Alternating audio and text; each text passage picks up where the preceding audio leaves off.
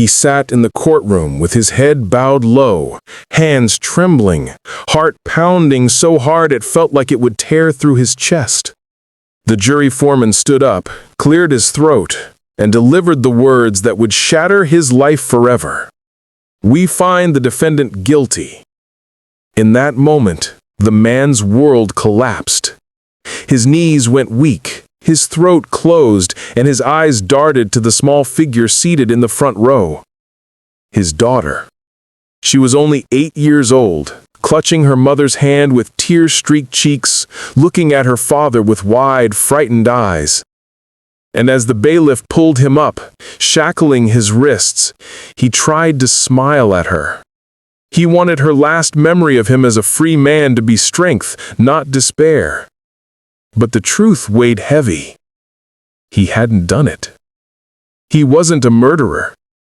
Yet here he was, being led away as if he were a monster. That was the day Daniel Hayes lost everything. His freedom, his family, his name.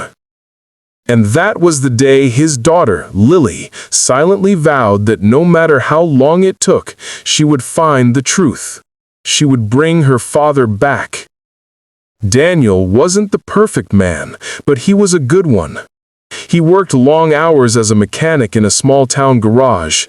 Everyone who came to him knew he had magic hands with engines. He was the kind of man who fixed your car and then gave you advice about life, who slipped an extra $5 bill into the hands of kids buying candy, who never left a stranger stranded on the road. He had a wife, Anna, and 2 children, Michael, the older son who went off to college, and Lily, the little girl who stuck to her father's side like glue. Their life was modest. They didn't own much, but they owned love. Every Friday night, Daniel would bring home pizza, and the family would sit on the couch watching movies together. Lily's favorite part was when her father would lift her up high, twirl her around, and whisper, "I'll always protect you." But life has a cruel way of breaking its promises. It began with a crime that shocked the town. A local store owner, Mr. Riley, was found dead in his shop late one night. Everyone knew him. He was stern but fair, a man who had worked there for decades. Police rushed to find a suspect, and in their haste, they looked for the easiest target. Daniel. Why him? Because he had been seen near the store that evening? Because money was missing, and Daniel was known to have been struggling with bills? Because his fingerprints were found on a counter, never mind that he was a regular customer who had been there just days earlier. The town was hungry for justice. The police were desperate for a win. And the prosecutor, eager for headlines, painted Daniel as a man who had snapped under pressure, killed the old shopkeeper, and stolen the cash. The trial was a circus. Witnesses who barely knew Daniel testified against him. Evidence that didn't add up was twisted until it seemed damning. His lawyer, overworked and underpaid, barely fought back. Through it all, Daniel sat in silence, bewildered, broken, watching his life unravel. His wife begged the jury to see reason. His son shouted in frustration, but it was Lily's tears, her little voice whispering, "Daddy didn't do it," that cut deepest. The jury didn't care. The verdict was delivered. And Daniel Hayes was sentenced to life in prison. Prison is not just bars and walls. It is the slow erosion of a man's soul. The first year, Daniel wrote letters every day, to his wife, to his kids. He begged them not to give up, to hold on. He drew little sketches of flowers for Lily, wrote math problems for Michael, filled page after page with his heart. But letters are fragile things. They take weeks to arrive. Sometimes they don't arrive at all. And slowly, painfully, the rhythm of family life shifted. Anna tried to stay strong, but bills piled up. Whispers in town grew louder. The killer's wife, the murderer's kids, She shielded Lily as best she could, but the cruelty of people finds cracks in every wall. Michael left for college on a scholarship, angry at the world, determined to carve his own path. And Lily held on to her father's words. She kept his letters in a box under her bed, rereading them every night. As the years passed, Daniel aged behind bars, his hair grayed, his hands grew calloused, and his eyes lost some of their fire, but he never let go of hope. He joined the prison library, reading everything he could about law and justice. He worked in the prison workshop, building furniture and fixing broken machines. And he prayed every single day that his daughter would never forget him. She didn't. By the time Lily was 15, she had grown into a determined, fierce young woman. The shy little girl who cried in court was gone. In her place was someone who carried the weight of injustice on her shoulders, someone who knew her father was innocent. She began sneaking into the public library after school, reading books about wrongful convictions, studying cases of men freed after decades behind bars.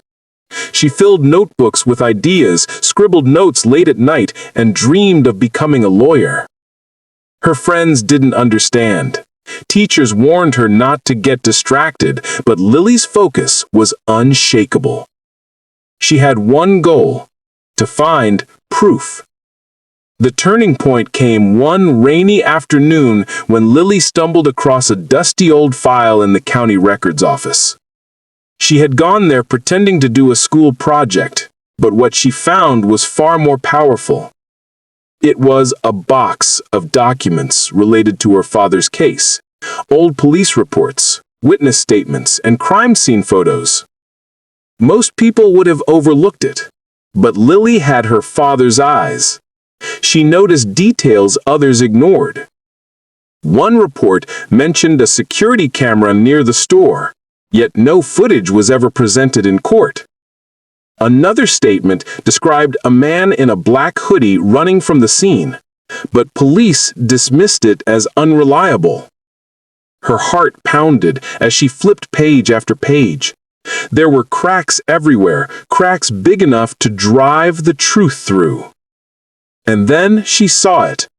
A name. A man who had been questioned briefly, then released without charge. A man with a history of theft who had disappeared from town not long after the murder. Her breath caught. Could this be it? Could this be the thread that would unravel the whole case? Lily snapped a photo of the file with her phone, her hands shaking.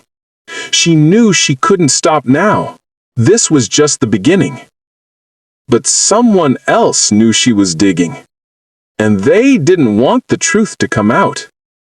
If you're still watching, don't forget to hit subscribe and turn on notifications. Lily left the records office clutching photos of files that could change everything. She was shaking with excitement until she noticed the same black car parked across her street for the third day in a row. As she stared, the engine started and it pulled away slowly. Someone was watching her. That night, unable to sleep, Lily promised her father aloud, "I'll find the truth, no matter what it takes." The next day, she took the files to her history teacher, Mr. Carter. He was shocked at what she'd uncovered, warning her it was dangerous. But he gave her a name, Sarah McMillan, a lawyer known for freeing the wrongfully convicted. When Lily met Sarah, the lawyer studied the files in silence before saying, "You're right, this case stinks." She agreed to help, but warned Lily, if this was buried, someone will fight to keep it that way. The fight began immediately. Sarah's office was broken into. Lily's phone was wiped. A brick crashed through their window with a note, "Stop digging." Fear gnawed at them, but Lily pressed on. Then came the breakthrough. Sarah recovered fragments of the missing store footage. It showed a man in a black hoodie fleeing the crime scene, taller and leaner than Daniel, limping. "That's not your father," Sarah said. "That's Robert Kane," Lily whispered. Kane had a record of robberies and was now in prison under an alias. When they matched his fingerprints to those found at the store, it was undeniable. Daniel had been framed. The case was reopened. Daniel entered the courtroom again, older, weaker, but with hope flickering in his eyes. Sarah laid out the evidence, the footage, the fingerprints, the police oversight, and then she called Lily to testify. Standing before the court, her voice trembling, Lily told them about her father's kindness, about the years stolen from him, about the letters he wrote her from prison. With tears streaming, she finished, "I'm not asking you to give me my father back. I'm asking you to give him back his life." The judge's gavel came down. Conviction overturned.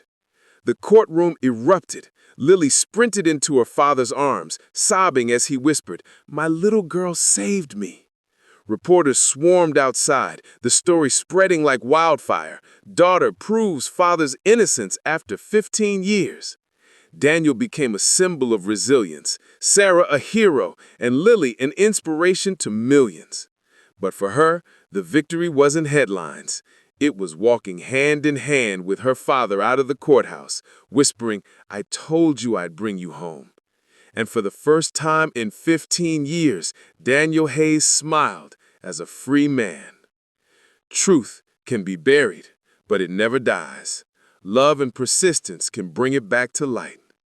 If this story touched you, like and share. It may give someone hope today. Subscribe for more powerful true stories. Remember, justice delayed is not justice denied.